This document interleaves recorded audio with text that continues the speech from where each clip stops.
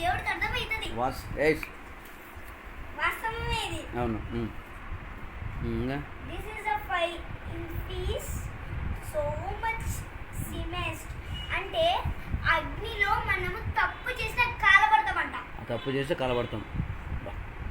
మనం ఏ చిన్న తప్పైనా పెద్ద తప్పైనా బూతు తిట్టినా ఏం తిట్టినా నరకానికే అంట. మళ్ళీ నరకం నుంచి తప్పించబడాలి ఎట్లా?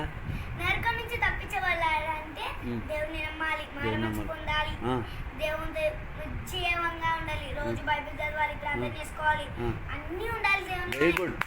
అన్నీ ఉండాలి దేవునిలోని. రోజు ప్రార్థనకి వెళ్ళాలి, మందిరానికి వెళ్ళాలి, బాగా ప్రార్థన చేసుకోవాలి, అమ్మ చెప్పిన మాట వినాలి, జ్ఞాని చెప్పిన మాటలు వినాలి, ఏం చేయమంటే చేయాలి, ప్రార్థన చేసుకోమని చేసుకోవాలి. Very good. అమ్మగారు తూచా తప్పకుండా చేసి మనకు చెప్తున్నారు. Wonderful. This is the wise many much. అంటే దేవుడు మన కోసం ఎన్నో అద్భుతాలు చేసినాడు. అవును, కరెక్ట్. ఆకాశంలో బంగారం వీధులు, దేవదూతలు. చైనా దేశంలో ఒకసారి దేవదూతలు బూరలుగుతున్నారంటే ఎందుకు? దేవుని రాకడ సమీపంగా ఉంది. అందుకు బట్టి దేవుడు మనకి ఇలా తెలియజేస్తారు. మరి దేవుడు వచ్చినప్పుడు ఎవరైతే పడతారు?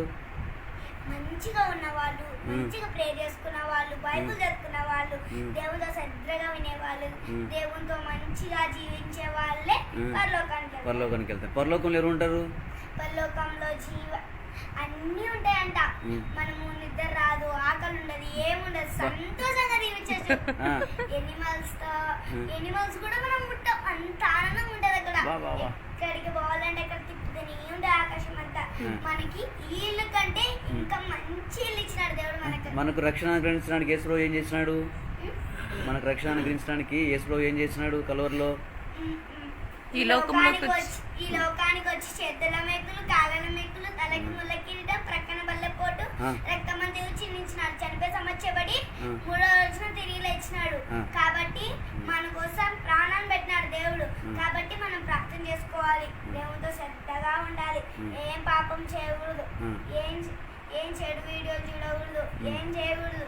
మనం మంచిగా జీవితంతో ఉంటే, మన హృదయంలో దేవుణ్ణి దాచుకుంటే అప్పుడే మనం పరలోకానికి వెళ్తాం. Okay, right.